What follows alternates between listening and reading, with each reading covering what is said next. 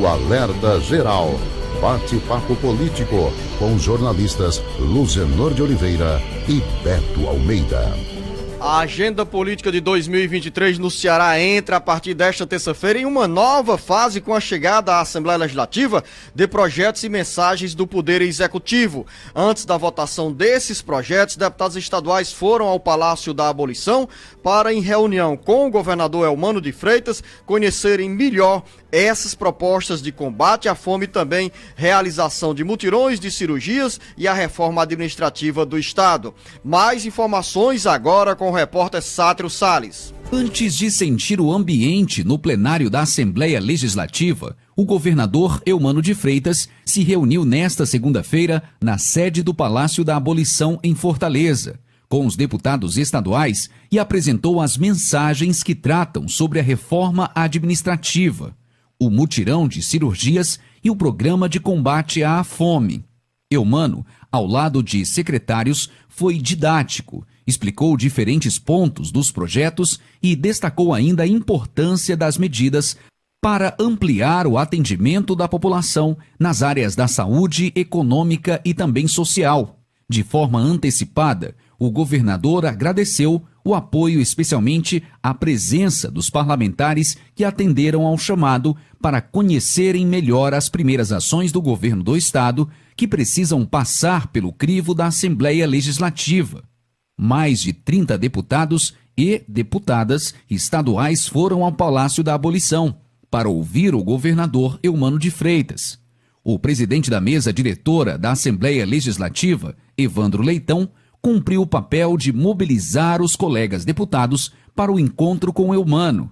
A partir desta terça-feira, com a leitura das mensagens do Poder Executivo, Eumano de Freitas terá um termômetro sobre os votos que somará para aprovar mensagens do governo na Assembleia Legislativa. Com informações dos bastidores políticos no Ceará, Sátiro Salles. Vamos lá aos desdobramentos dessa primeira reunião do governador Eumano de Freitas com os deputadas estaduais aliadas que a partir de hoje no plenário 13 de maio irão conhecer e sentir melhor quais os efeitos dessas medidas anunciadas pelo governo do estado. Jornalista Beto Almeida, dos 39 deputados estaduais que são contados e somados na base de apoio ao governo de Eumano de Freitas, 32 estiveram nessa reunião. Claro, lá estavam deputados de partidos que supostamente irão fazer oposição, mas chamou a atenção também a ausência de 3 pedetistas, deputados estaduais, Antônio Henrique, Cláudio Pinho e Queiroz Filho, os 3 ligados ao ex-prefeito de Fortaleza, Roberto Cláudio, que foi derrotado nas eleições de 2022 ao governo do estado, ficou em terceiro lugar, saiu em conflitos dentro do PDT e também com o antigo aliado Partido dos Trabalhadores, com o grupo do senador e ministro da Educação, Camilo Santana. E nesse cenário de conflitos, a ausência de Queiroz Filho, Cláudio Pinho e Antônio Henrique pode ser interpretada como uma sinalização de que não irão baixar a cabeça para todas as ações que o governo do estado encaminhar à Assembleia Legislativa, e essa ausência pode ser entendida também como um recado. Olha aí, nós estamos aqui, o PDT é governo, mas nós não somos governistas.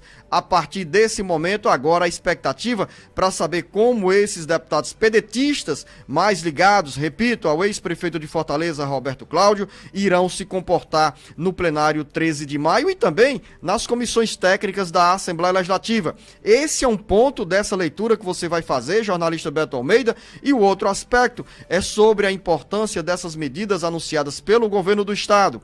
Redução do número de pessoas à espera de cirurgias, tanto no interior quanto na Grande Fortaleza, reforma administrativa com incorporação, fusão, criação de cargos e órgãos e ainda a proposta de combate à fome no estado do Ceará. Jornalista Beto Almeida, sinais de que a terça-feira começa bem mais agitada na Assembleia Legislativa. Bom dia! Beto Almeida, a análise política com credibilidade e isenção.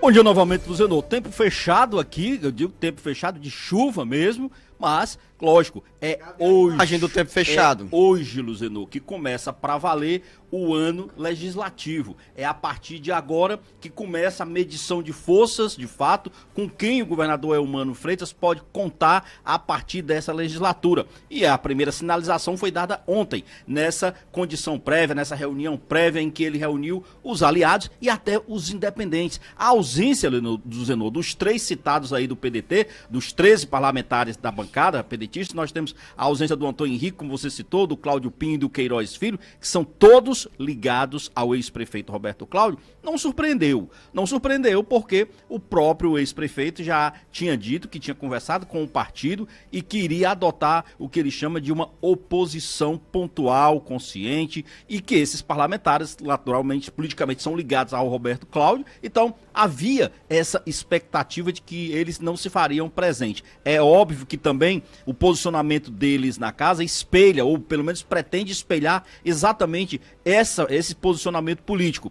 Mas, por outro lado, também houve algumas coisas que a gente pode pontuar, como é o caso, por exemplo, Zenor, da presença de outros pedetistas que pelo menos vinham sinalizando de que iriam ter uma atuação mais independente também na casa. Aí eu me refiro, por exemplo, à deputada Lia Gomes, que é irmão do Ciro, do Cid, do Ivo, dos deputados Sérgio Aguiar e o Marcos Sobreira.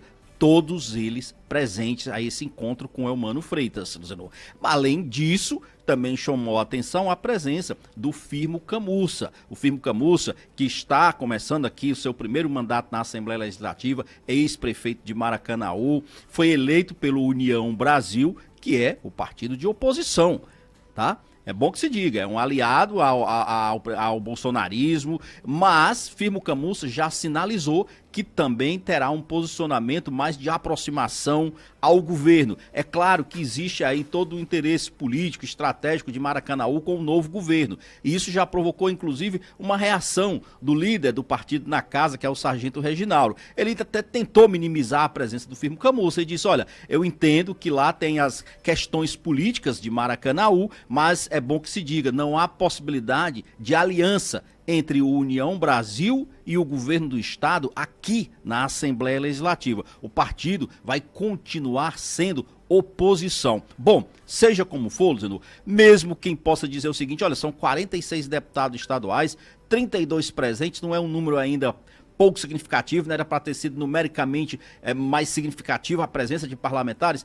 Eu acho que assim, dá para imaginar que Eumano terá uma base boa, que vai lhe garantir uma certa segurança. Vai ter uma oposição? Vai. Vai ter essa divisão da bancada pedetista? Ficou muito claro que sim. Para além desses 3 pontos, saindo agora dessa questão política em si, dessa análise política da base de apoio, Luciano, eu acho que os primeiros... Permita-me fazer uma observação antes de entrar no aspecto mais econômico, administrativo, econômico e social.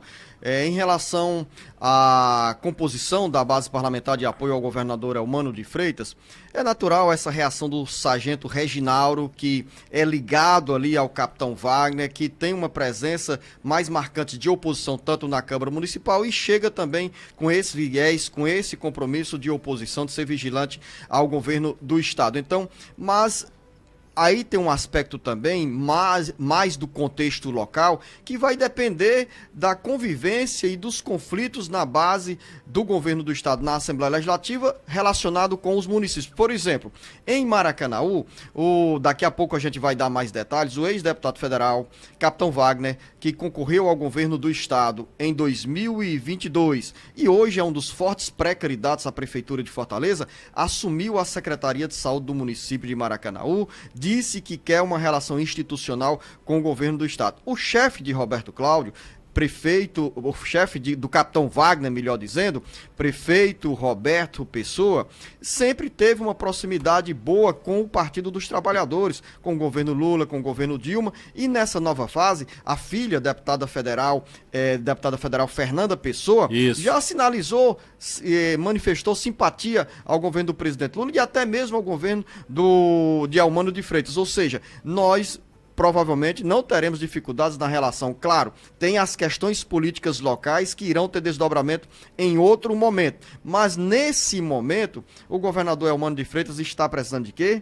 da matemática. Da matemática, Então, exatamente. no primeiro momento, não é o desejo do líder do deputado estadual Júlio Ginho, que é adversário ferrenho do grupo de Roberto Pessoa, de querer se contrapor e vai fazer o contraponto, mas não é ele que vai definir se firma o camuço ou não vai entrar na base de apoio ao governo do estado. Então, nós vamos ter partidos de situação divididos, como é o caso do PDT, que você acabou de citar, porque tem esses 3 deputados estaduais ligados ao prefeito José Sarto, ao ex-prefeito Roberto Cláudio, que pela postura de Roberto Cláudio, o PDT deveria ficar na oposição ao governo do estado, uma oposição crítica, vigilante, e é provável que esses 3 parlamentares, Antônio Henrique, Cláudio Pinho e Queiroz Filho, façam justamente essa oposição, não oposição em si do radicalismo, mas uma oposição a determinados pontos para questionar mensagens, para apresentar emendas aos projetos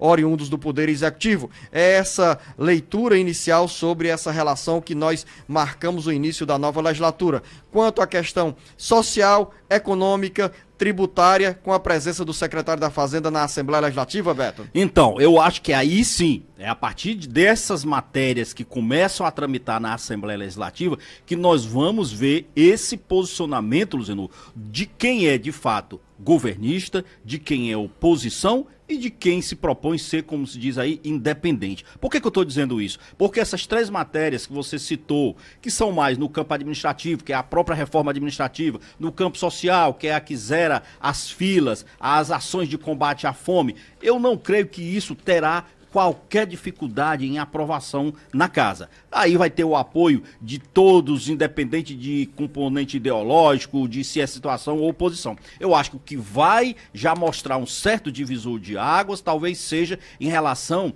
ao pacote econômico, vamos dizer assim, que o próprio secretário de Fazenda, Fabrício Gomes, irá apresentar hoje aos parlamentares. E a presença dele tem uma razão muito justa. Primeiro, como as comissões técnicas da Assembleia Legislativa ainda não foram formadas, ainda não foram indicadas, não estão criadas, essas matérias dão entrada pela mesa diretora e a partir daí é que começa realmente a tramitação e toda a discussão dela. Não são em caráter de urgência, então eles vão ter tempo para serem discutidas. Mas olha só, são propostas, por exemplo, o governador Eumano de Freitas... Não irão tramitar em caráter de urgência. Essas econômicas. As econômicas, entendi, Beto, tá bom? entendi. As matérias econômicas, Entendi. as outras, a reforma vai em caráter de urgência e tal. Mas as reformas econômicas não, que é para exatamente, segundo o governador Eumano, ele disse que é para dar tempo de fazer essa discussão. E esse embate promete. Por exemplo, Luziano, o governador, ele quer recompor, aumentar as alíquotas de ICMS. Atualmente elas estão fixadas em 18% e a proposta que chega aqui à Casa Legislativa é que passe pelo menos para 20% a cobrança de ICMS a partir do ano que vem. Porque matéria tributária é assim, você aprova num ano para ela passar a ter valor a partir do ano seguinte. Isso significa dizer o seguinte, o governador está preocupado com aquela questão da perda de receitas provocada pela unificação de alíquotas que foi determinada pelo governo federal. O estado do Ceará, segundo a própria previsão do Fabrício Queiroz, é de que haja neste ano, com a manutenção dessa alíquota de 18%, algo em torno de prejuízo de 2 bilhões e 200 milhões de reais. Então o governo tem a proposta de aumentar sim esta alíquota do ICMS, já valendo a partir do ano que vem.